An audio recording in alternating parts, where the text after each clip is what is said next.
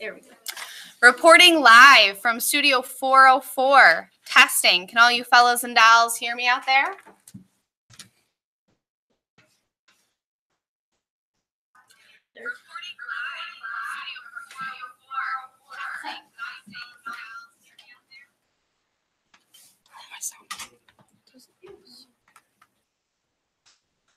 Hello, I'm Hugo Cuder, here to bring you the news about the college football national championship. So strap in because Notre Dame's Four Horsemen put on a show. Stay tuned to Channel 404 for more, you diggity dogs.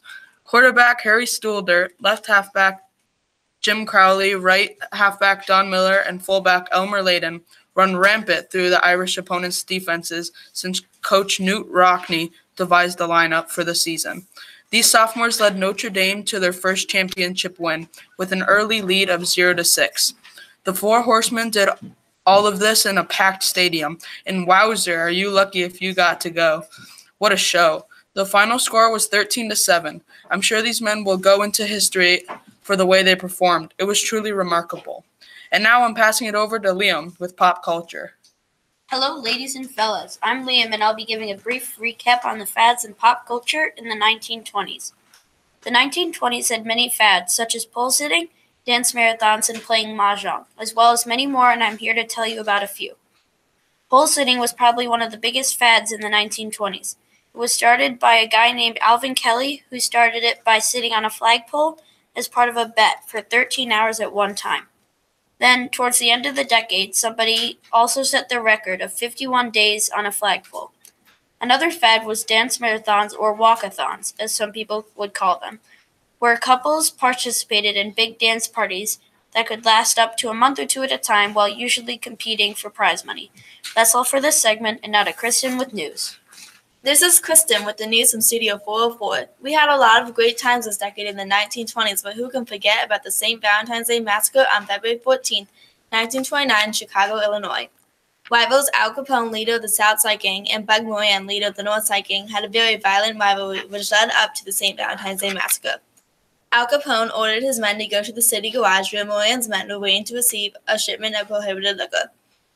While members of Moran's gang waited to receive the shipments, 4 men entered the building, ordered Moran's men to line up, and shot the 7 victims, 6 of them lead members of Moran's gang. After the shooting, Moran's gang weakened and lost power quickly. Capone had an airtight alibi claiming he was in Florida during the shooting. Now it's time for a word from our sponsors, Coca-Cola.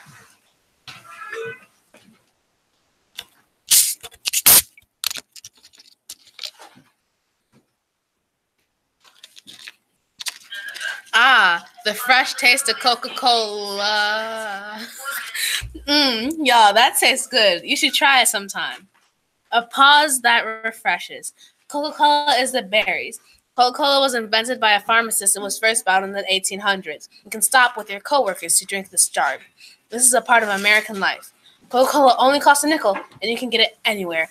You can buy this drink in 6-packs. With Coca-Cola, your thirst will be fulfilled. Never last, there is satisfaction. It's important to stay hydrated, so drink Coca-Cola. Everybody's drinking Coca-Cola, and everyone says it's delicious. It's a very easy drink to get, and it's in every store, so you can get it, you can easily get it. Now, enjoy your Coca-Cola, and remember, this is coming from Studio 404, and now the Charleston by James P. Johnson.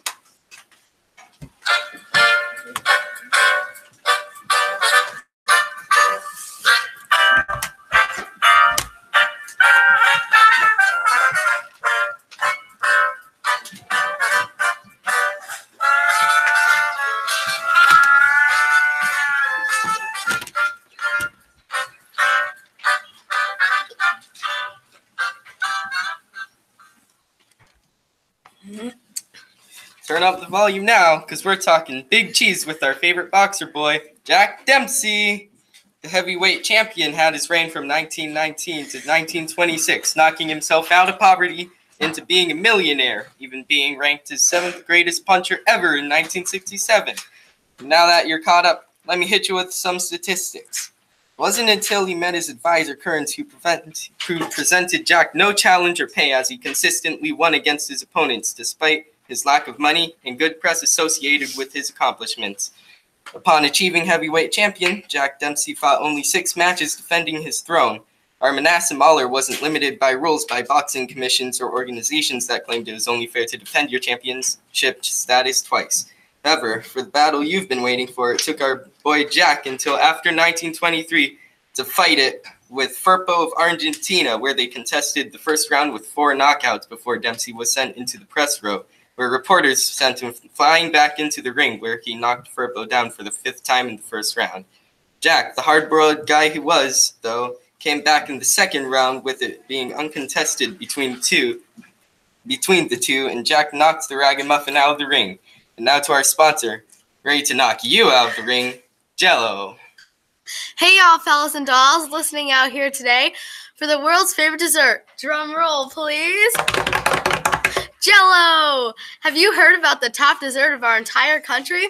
Jell-O. The product comes in 3 fabulous flavors such as cherry, chocolate, and peach. Did I forget to tell you, it's so easy to make, your children can make it fun and safe. Don't worry about eating those disgusting oranges to get your vitamin C. Simply eat Jell-O that is filled with an abundance of vitamin C. Bring it to parties, get-togethers, and more for only 10 cents. Please don't lose your onions. Buy Jell-O. And back to Hot Dog Katie with the news. Hey, all fellas and dolls out there listening. Do you remember one of the most controversial stories of the decade? The Sacco and Vanzetti case is about 2 men who were both found guilty for accused of robbery, armed theft, and creating a safe house for fugitive terrorists. This case happened April 15, 1920, and ended on August 23, 1927. Mosmano, a young labor attorney from Pittsburgh, Pennsylvania, who believed that evidence had been fabricated and that Sacco and Vanzetti had been condemned to death for their political beliefs. As you know, both men were outspoken advocates of anarchism and union organizers who worked among laborers in local textile mills. They were finally brought to trial in Dedham County Court on May 31, 1921, and 6 weeks later, the jury declared the defendants guilty on all charges. Many of us were outraged when the judge sentenced both men to death by electrocution. Thanks to the public pressure, a commission reviewed the verdict, but sadly, in June 1927, it upheld the original verdict, and both men were guilty and executed for murder. This case will go down in history and never be forgotten for the controversy it caused. And now a word from our sponsor with Wrigley's Gum. Hey fellas, back for more. Wrigley's Gum will not let you down. Eat it after your meal for a nice treat that will leave your breath feeling fresh. This self-esteem boosting, long-lasting 3-flavored bite is only 5 cents at most markets. Don't take any wooden nickels. Buy Wrigley's Gum, and back to Dandy Fella Dan with the films. Do you remember some of the silent films from the 1920s and the big cheese actors, including Charlie Chaplin, Douglas Fairbanks, and Buster Keaton? They entertained audiences young and old. But in 1927, a new type of film was created, and it was The Bee's Knees. One talkie you might remember was The Jazz Singer, starring Al Johnson and directed by Alan Crosland. The invention of the Vitaphone gave the ability to add sound to our films. This created some of the new talkies we love, including The Lost Ships, Is Everybody Happy, and the new release today titled Wedding Rings. Who knows, the new inventions will bring us more entertainment in the 30s. Potato Head Blues by Louis Armstrong.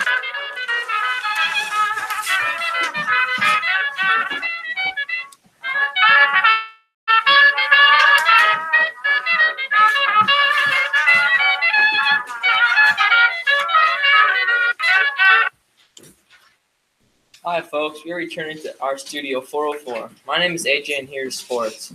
Today I'm going to recap the careers of 2 tennis greats, Bill Tilden and Helen Willis. Bill Tilden had a banger Wimbledon match he won, becoming the first American tennis player to win an international tennis match.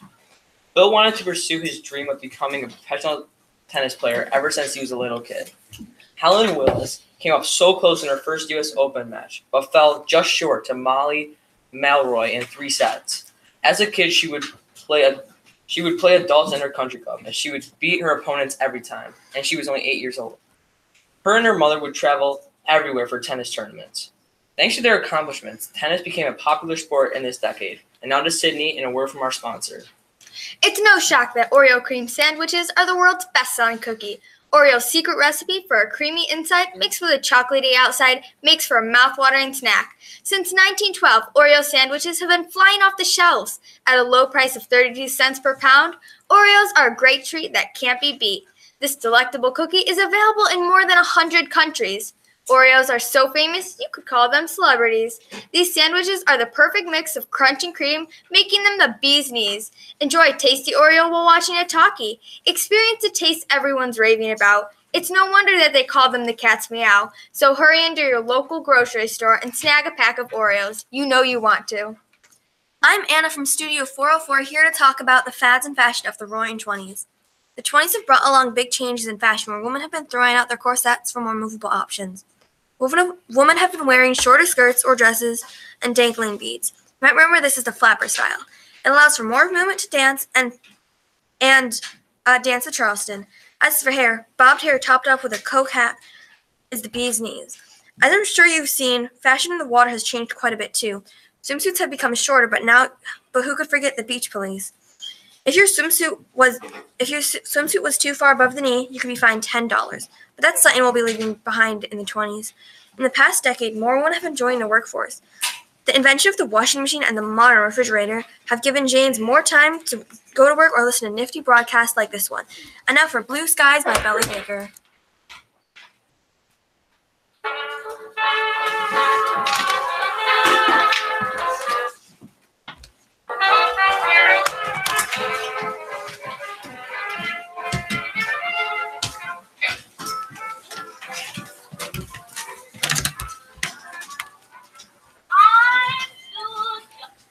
Hey fellas! One of the biggest failures of this decade was prohibition. This ban on all alcohol production, transportation, and importation was meant to bring families closer, but it ended up separating them even more because they would be going against the law.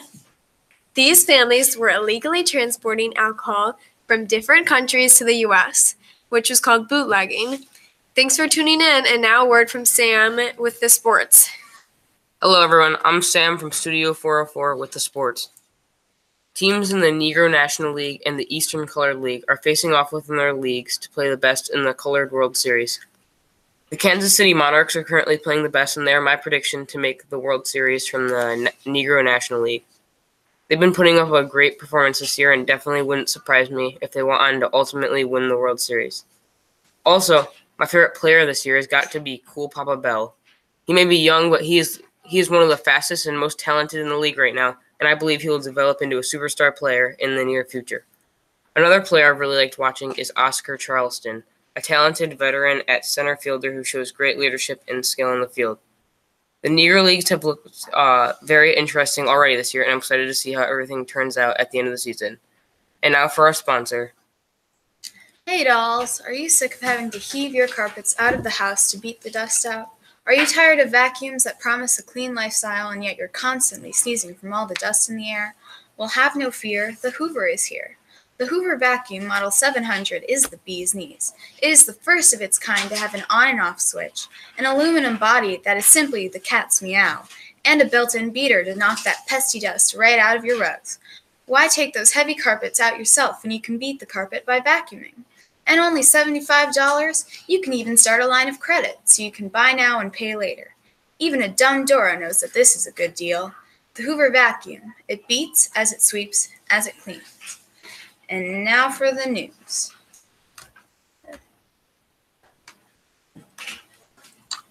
Hello there, guys and dolls. I'm Teddy Burnham, broadcasting from Studio 404. Today, our story is about one of the biggest gender equality achievements of the decade, the passing of the 19th Amendment that granted women the right to vote. Prior to this amendment being passed, women around the country fought to get voting rights, and had some victories thanks to organizations like the National Women's Suffrage Association. A couple states did allow women to vote, but it wasn't on the mind of the big cheese, Woodrow Wilson. That is, until 1918, when Wilson decided to support the amendment, which has been on his desk since 1878. It's just baloney that it took this long for this to happen. All of the people in support of this movement across the country. And now to Blue York by Jimmy Rogers.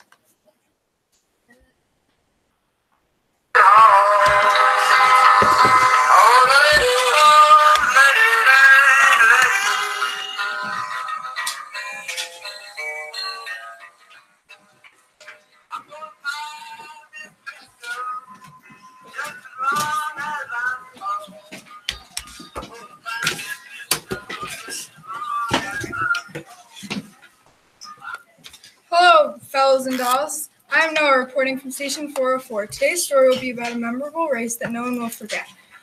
When Man O' War took the hearts of you guys when winning his races. Man O' War was a nifty and beautiful chestnut horse with a white stripe on his forehead. His jockey was named Johnny Loftus, and he is owned by Samuel D. Riddle. Man O' War is one of the most famous athletes this year. Throughout this season, Man O' War won 20 out of 21 of his races and beat his opponents tremendously. When he reached John P. Greer in the Dewey States at New York's Aqueduct Track, and what is regarded as one of the greatest races in sports history. We all were not shocked that Man won the race, but he created the new world record for a mile and a 16th with just 49 seconds.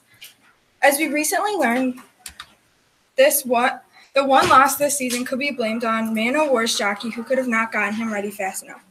Man O' War's owner told Johnny to go chase yourself, and who will now become a pill. Jeepers creepers, hooey, right? Well, that's it for this segment of Station 404, and now a word from our sponsor. Hey, dolls and fellas, I'm Olivia. Have you been searching for a sparkling, refreshing, sweet drink? Ever since drinking alcohol was banned in 1920, we've been looking for a replacement. Well, folks, here it is. Coca-Cola, better known as Coke, is a sweet drink that can replace your alcohol cravings. Coke had its big boom recently in 1923 when the company was taken over by Robert Woodruff. Sweet and bubbly, Coke is sold for only 5 cents. Try a sweet sip of Coke at a local corner store or restaurant. Now it's time for a word from Selma with the news. The crash of the stock market this year was truly unforgettable. Throughout the decade, the stock market continued to rise and rise before a devastating crash. The outcomes are unpredictable as it was only so recent, but it can't be good. The stock market was booming throughout these 10 years. People could easily get rich. The market wasn't only reserved for the rich anymore, but there were those who lived paycheck to paycheck and did not have any money for investment. Like that, the demand for products began to decrease because people's fear of debt began to increase. The stock reached its highest value on September 3rd before falling dramatically. Investors quickly started to sell and panic, but no one wanted to buy. By October 29, the value has lost a shocking $25 million in less than 2 months. People were losing all their wealth in only a couple of days. As you all remember, it was a truly scary day. Who knows what the future holds for our economy in this next decade, but hopefully we can recover. And now on to Lekana with the news on cars. And now as we roll back to the 1920s, who can forget the innovations of the automobile? Thanks to Mr. Ford's assembly line, more people were able to afford cars. Henry Ford also paid his workers a high minimum wage of $5, so their profit and many upper and middle class people could afford cars. Now that many people can afford cars, it's easier to get around and faster to make it where you are headed in a jiffy. And now as we play Yes, We Have No Bananas by Billy Jones.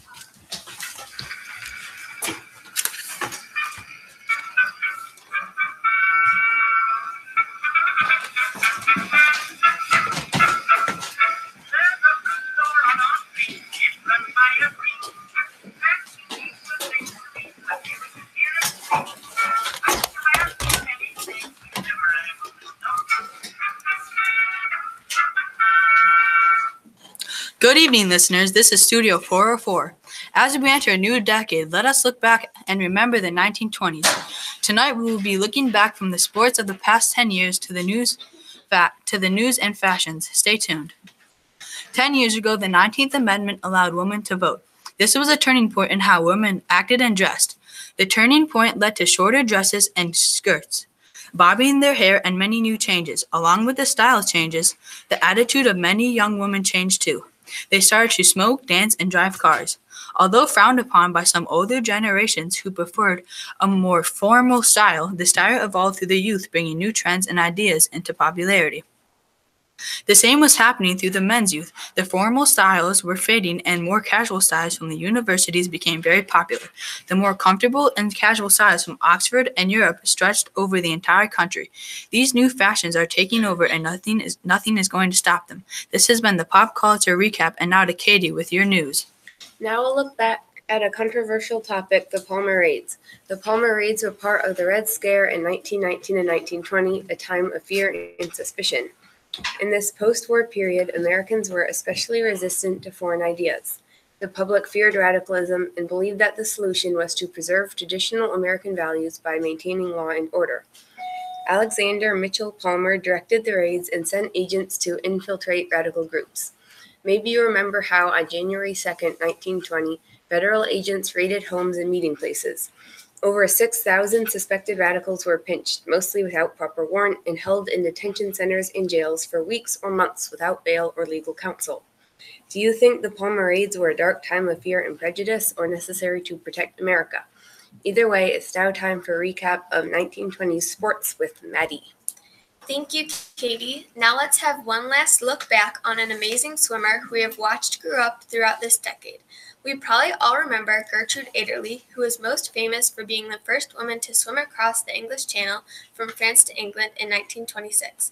She is not a palooka to swimming. Since the first time we met her after she won her first big race, she has gone on to break 9 world records, win 6 national outdoor titles, and earn more than 24 trophies, and win a gold and 2 bronze medals at the 1924 Olympics. Gertrude Adderley was first taught to swim by her parents. She went on to swim under a world-renowned coach, L. Deb Handley. She entered her first race, a 3.5-mile swim around the New York Bay. Since she was relatively unknown, no one believed that she would beat out 51 other competitors to steal the top spot. From there, she went on to swim in the 1924 Olympics in Paris, France. She brought home 2 bronze medals and a gold medal for Team USA. But arguably, one of Gertrude Adderley's biggest claims to fame is for being the first female to swim the English Channel from France to England. She was one of many to attempt, but only one of 6 to succeed when she swam. Did you know that she wasn't successful the first time, though? On her first attempt, she caught a big wave that made her coach believe that she was drowning, when they were only 5 miles away from the finish of a 21-mile course. Her coach pulled her out of the water by mistake, disqualifying her. She did not say earful, though. She tried again, and made it clear that no one was to touch her unless she told them to. On her second try, she started stronger with relatively calm weather, but when the weather worsened, she persisted on. At the time she was swimming, 1926, people were very skeptical about women's abilities to compete in sports. But besides the odds being stacked against her, she finished successfully with the fastest time of anyone to ever swim, including all the men to have tried. She was definitely one of the most important people in sports during the 1920s. Thank you for tuning in. Now we're going to take a break.